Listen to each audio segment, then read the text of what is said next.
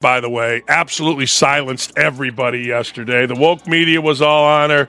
I hate to even mention this complete jackass, Jamal Hill, and others were all in her business. It's white privilege. She hits these threes. Man, I don't give a damn if it's white, black, or green privilege. Jamal Hill, she blames the media for covering Caitlin Clark. She's tremendous on television. What a missed opportunity for the national media to really evaluate who she was as a person. Why? Whereas it feels like our black athletes get the same amount of coverage, whereas for black athletes to get the same amount of coverage or even fair coverage, there has to be something extra beyond basketball. No. You choose to do that. What if I told you that the WNBA has simply become a daytime soap opera created by Twitter? Rhyne Hill is suddenly using the R word as if it were a no-look pass, while Caitlin Clark somehow became the antagonist in a story with leaked video showing Rhyne Howard and Side-Eyes getting set to face off. Is it a Bravo reunion or basketball? This story has more turns than a crossing in overtime, so get ready. The fact that she believes that Caitlin Clark is receiving more coverage than a lot of the other black players. I don't like that Jamel Hill said this. I feel like she's always looking for an excuse to race bait. That's her whole identity. And I just don't like this. Caitlin Clark is phenomenal. She is just that good. She's setting all types of records, scoring, assists. I mean, she is incredible. So she deserves the amount. Oh, goody. The 4K ultra-high-definition video was released just when you thought the NBA couldn't possibly add any more drama to Caitlin Clark's rookie season without it blowing up like a Coke can in a microwave. Atlanta Dreams versus the major attraction of Indiana Fever in a gladiator cage battle. Rhyne Howard, since it seems like no one plays basketball anymore, only cheap video games and gym shorts. What? One of the master race baiters from the world of sports, if you still want to say she's involved in the world of sports, is back at it again. I'm talking about Jamel Hill, who is one of the integral reasons why Around the Horn no longer exists on ESPN. Streamed live from a hardwood floor someplace in America and online. The most recent episode of Let's See Who Can Body Slam.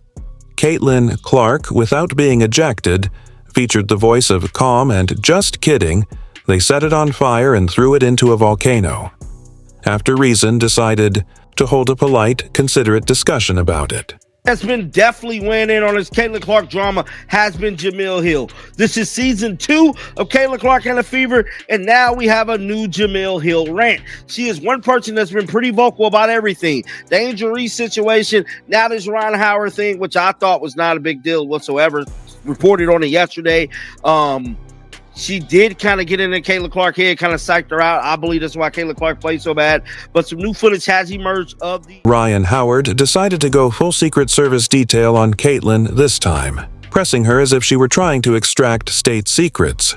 Was followed by the now famous line, which was captured on camera, or perhaps just lip-read by 47 million internet detectives and their cats.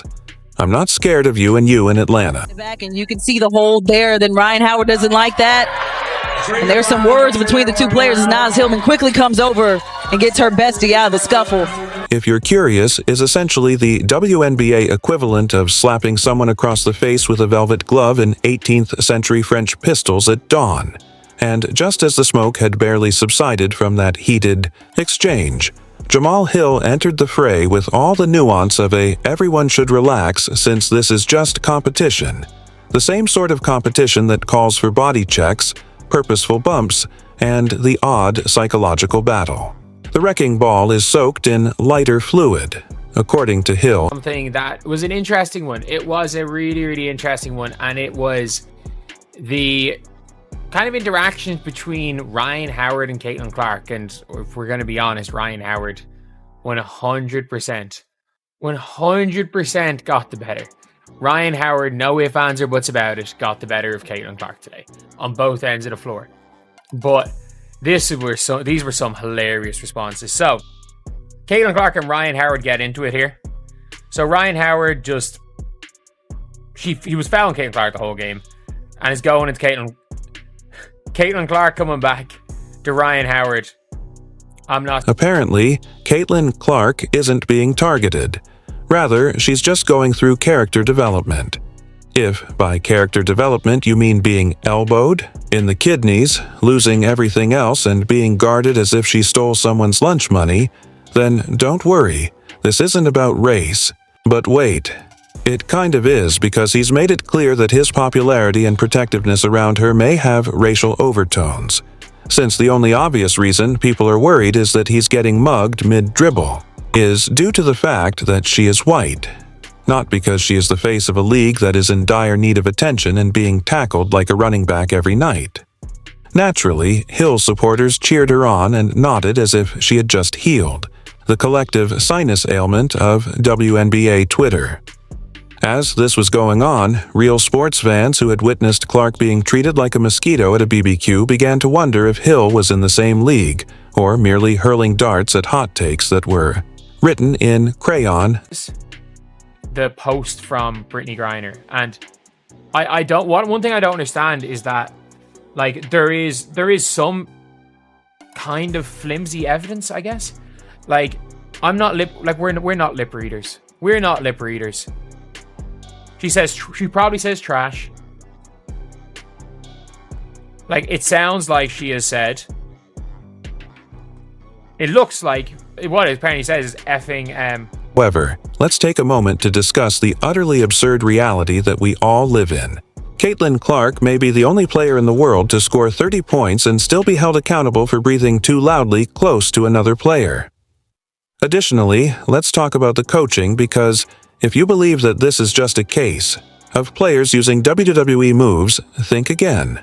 Some of these coaches are creating plays like, "Okay, Amber, you full court press her until she questions her life choices. Megan, you're on eyebrow duty. I want you to unintentionally hip check her into the third row, Jada." The tactic is straightforward. If you stop Caitlin Clark, you stop Indiana Fever. You might even get 5 seconds on SportsCenter before they switch back to LeBron's summer workout montage, but let's be clear, this isn't a tough defense. 1 minute she's dribbling up the court, and the next she's tangled in someone's limbs like she's in a scene from Mission Impossible. Elbow protocol. This is an exorcism masquerading as a basketball game, with players swiping at her like she's a mosquito. Caitlin Clark, don't get it twisted. Don't get it Caitlin Clark, don't get it twisted. Don't get it fucked up. Caitlin Clark is the reason why a lot of great things is going to happen for the WNBA. What's your opinion if they want your opinion, man, early on, because everybody is looking for you to say anything and they're going to splice it and cut it and make it a negative thing. And I think for her, the one thing that I love that she's bringing to her sport, more people want to watch. More people want to tune in. I saw for the first time that they had it. However, the media always reacts with a loud, "Meh, that's just basketball," whenever a player is checked into next week. Actually, because I played basketball and never had to think about donning a mouthpiece to keep from chewing my tongue in a headlock. Since nothing screams typical basketball collision like walking into a defender, Caitlin presumably looks under her bed for defenders before going to bed because the situation has grown so terrible. Now it's Rhyne Howard's turn for another episode and chapter in how to appear like this is simply hustling when it's actually a mugging. But the icing on the cake is that someone is back at the speed of sound for no other reason than pure animosity. It wasn't defense, it was pent-up Twitter wrath, the musical. Calm down, peasants. This is how competition works. It's not targeted, it's not excessive. It's just spirited aggression wrapped in an embrace of animosity, Jamal Hill said on Sunday, retweeting the video and scolding everyone as if she were the WNBA Supreme Court. Meanwhile, Clark is out there getting cross-cheered like she owes someone child support. But don't worry, it's just intensity. You want to know what's not just basketball repeatedly targeting the league's most marketable player like she's wearing a jersey that says, "Please tackle me, I appreciate it." Every other player would be Caitlin Clark's nasty stepsister, attempting to push her down the stairs and steal her shoes if she were a Disney princess. Rough night for Caitlin Clark and the Indiana Fever. Last night, she only scored 3 points in a blowout loss to the New York Liberty, but it was a game on Saturday between the Fever and the Chicago Sky that had a lot of people talking. Fans were so hyped for Caitlin, Angel Reese, and Camila Cardoso to all be back on the same court. However, the moment that made headlines, this right here, the hard foul involving Clark. Additionally, the NBA leadership is doing job of protecting player safety. By this, I mean that they are hiding under their desks hoping that the ratings won't drop if Clark decides to play abroad next season, where it is rumored that basketball is actually played with these rules. Let's continue our discussion about the league's leadership. If you listen carefully, you can actually hear the silence of leadership in Dolby Atmos. Now, I know what some of you are thinking. Well, she asked for it, she's popular, oh, so famous. But why is the WNBA commissioner on vacation, meditating in a soundproof tank, while Caitlin Clark is out here being treated like she's trying to cross enemy lines? Clark didn't make herself the face of the WNBA. The league, the networks, and the fans did. Now she's being treated as though she attempted to cheat on American gladiators, and she's turned into the Hunger Games tribute of women's basketball. This is because it's open season. So it's best to warn Beyoncé to watch out for elbow drops at her next show. And it was the ticky-tack fouls, and again, Caitlin Clark doing a little bit of an acting job. Not sure if that was actually a foul, but again, that's for the ticky-tack fouls that we were talking about earlier. He's literally driven so many eyeballs to the game. Like they ain't flying commercial, they're flying charter. They're gonna make more money. They're playing on ESPN consistently. People are actually talking about it. Now they talk about it through the vein of Caitlin Clark. You're never going to hear a topic on ESPN discussed that doesn't involve Caitlin. Furthermore, this let's beat her into submission strategy is probably the worst idea since someone decided to reboot Cats. If you think it will work in the long run, spoiler alert, it won't, because if Caitlin Clark gets hurt or worse, she will be sent to the EuroLeague, where she will score 50 points per game while sipping espresso and being defended with like actual basketball skills, and this is where the WNBA should be extremely concerned. If Clark leaves, it will be a mass exodus, and the WNBA will be left wondering where all the cameras went. These are the same fans who finally found the WNBA interesting, engaging, and marketable, and who purchased tickets, jerseys, and ESPN Plus subscriptions to watch her get slammed like it's WrestleMania Rookie Edition. Isn't about defending Clark because she's a princess. Rather, it's about not normalizing assault as a defensive strategy. This isn't hockey, so you don't have to fight someone every time they make a three-pointer. This receives fewer views than a cooking tutorial for toast.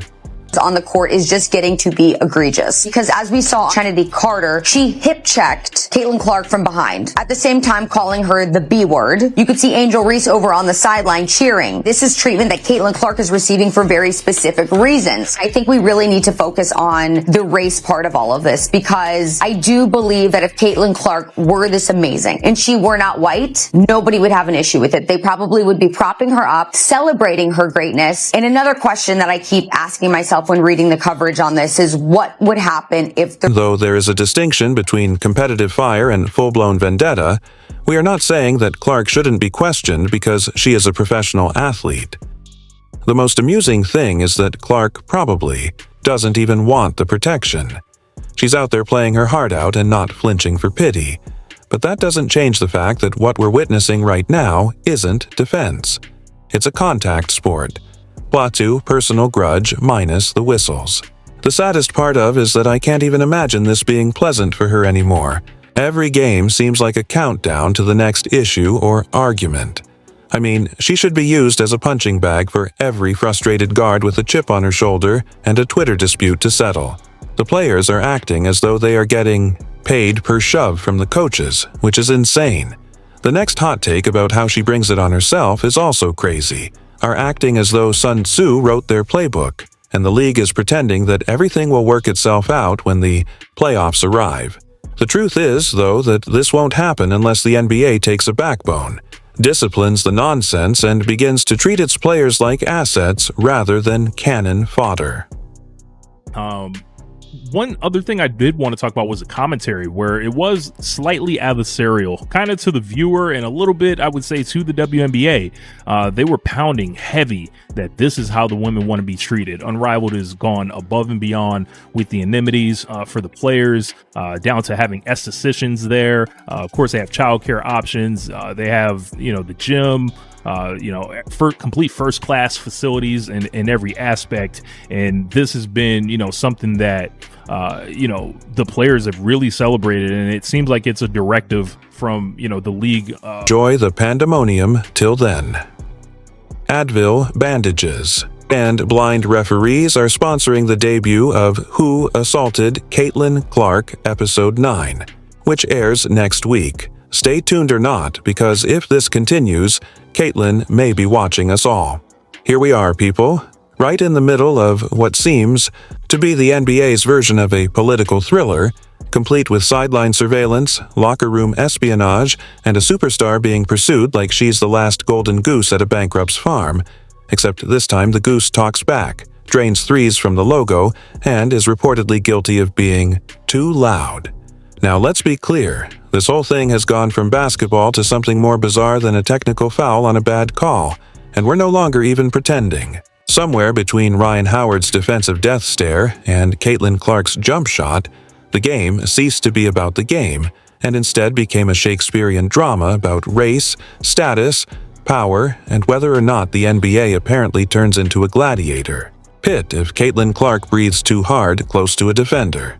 However, when she claps back with some spicy sideline energy, oh no. Now it's a racial controversy, and sociology PhDs are logging into Twitter to diagnose microaggressions between layups. This means that no rookie is allowed to dribble in peace without catching a flying forearm to the solar plexus. Clark had another, whatever you want to call it, confrontation in a WNBA game. Like, why is this happening? The Caitlin Clark phenomenon is one that I got wrong. I never really thought that Caitlin Clark would make the difference that she has in college basketball or in the WNBA. What other sports analogies are out there that are in any way similar to the impact that one individual has had on a larger... Then, with all the subtlety of a wrecking ball in a china shop, comes James Hill, swinging her trademark hammer of hot takes. According to her, this is all just healthy competition, and there is nothing to see here, so keep your hands and logic inside the ride.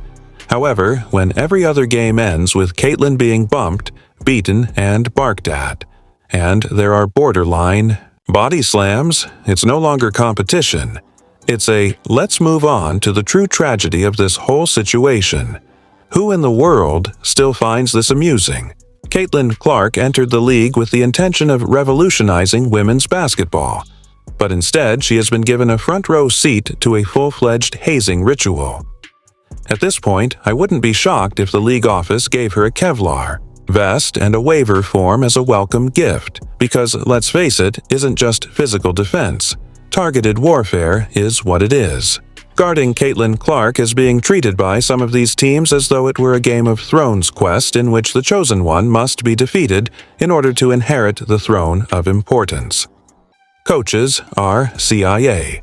You pretend it's merely part of your defensive stance as you sweep the leg, block her with your entire body weight, and look at her menacingly. Rhyne Howard of the Atlanta Dream, she got in the face and tried to go after Caitlin Clark. Now, to Caitlin Clark's credit, she turned around and looked at her and said, "You don't scare me.